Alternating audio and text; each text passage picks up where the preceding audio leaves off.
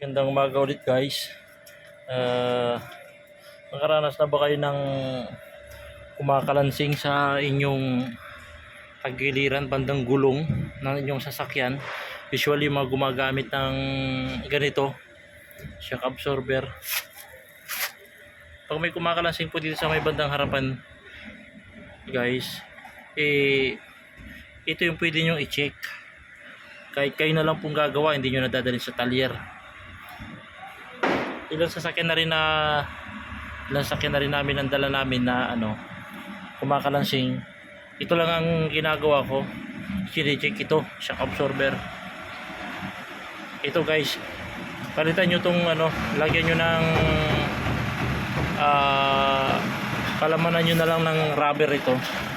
Ito kasi pag may sakay ito, kagaya niya umangat siya,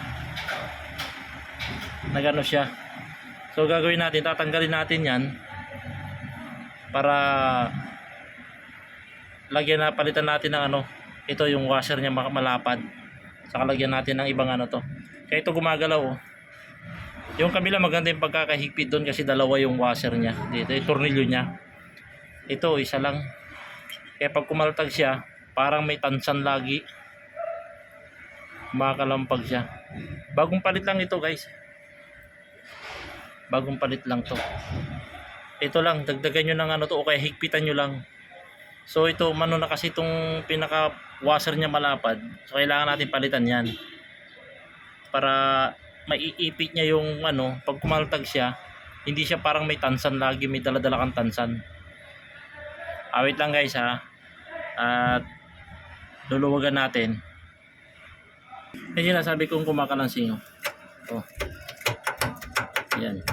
Narinig nyo yun pag tumatakbo yan, nagaganyan siya, parang may tansan. Kaya kailangan nating tanggalin muna yan, tapos palitan natin ito. Tapos hanggat maaari dalawain natin yung dito, yung tornilyo nya. Okay, wait lang guys. Ito siya guys, yung bushing na nilagay. So masyadong malaki yung butas, kaya yung tornilyo ito lumusot na dito to, kaya lumuwag na. Kailangan hindi siya dapat lulusot, hindi siya lulusot yung tornilyo. Ito kasi nakalubog na to kanina guys. Kaya ito yung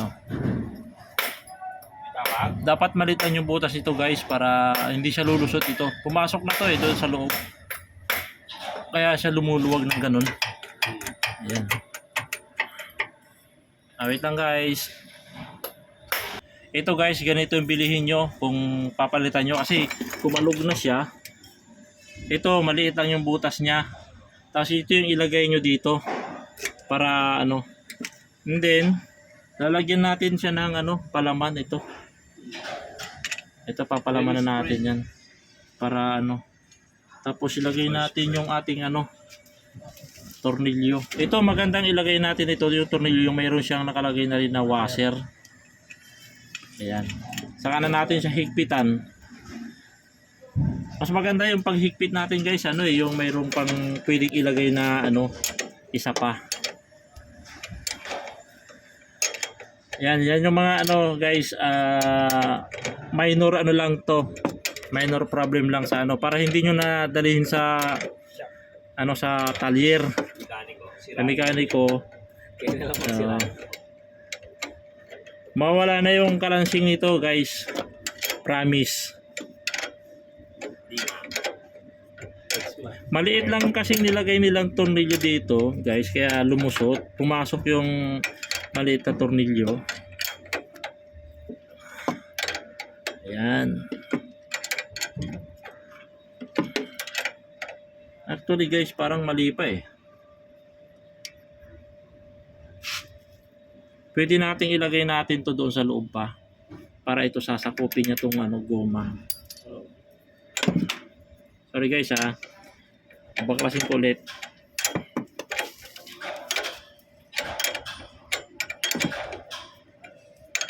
Para maganda yung pasok niya. Para baon na baon daw.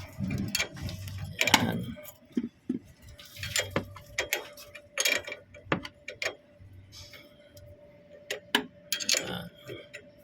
Nabiyan ako ng driver nito kasi kagabi kumakalansing daw. Parang may tansan.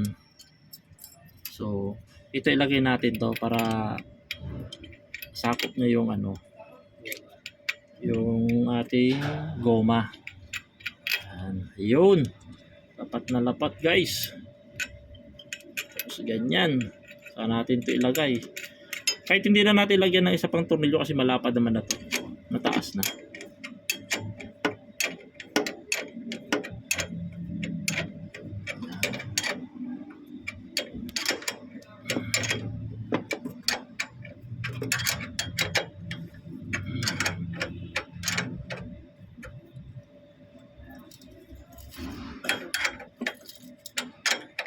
$14 to $14 yung pang lock, Batang pang higpit. Wala mang karamahan. May kasamang pulong, may kasama pang kitay. Ito kasi ano, Yan. virgin na virgin.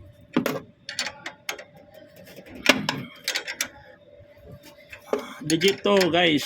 Basta pag mayroon kayong narinig na kalansing sa sasakyan nyo bandang gulong, ito ang i-check nyo muna agad.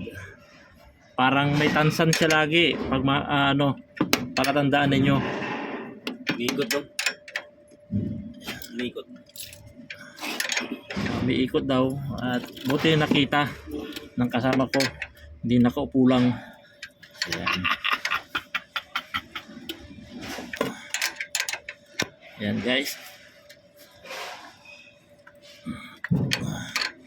Isagad mo pa. Okay na guys. Tingnan mo kung kaya pa sa tornilyo. Wala na yan. Okay, bigpit na siya guys. Hindi na siya kakalansing yan. Kailangan kasi hindi yan gumagalaw. Mahigpit na. Ayan, okay na guys. Pwede na natin ibalik yung ating gulong. Thank you for watching. Kunting tulong lang to, kunting kaalaman lang. Para hindi tayo mapagastos. Kasi pagdali natin sa kasa yung mga ganitong bagay, papalitan ng shock. Rubber lang pala yung problema. Okay guys, thank you.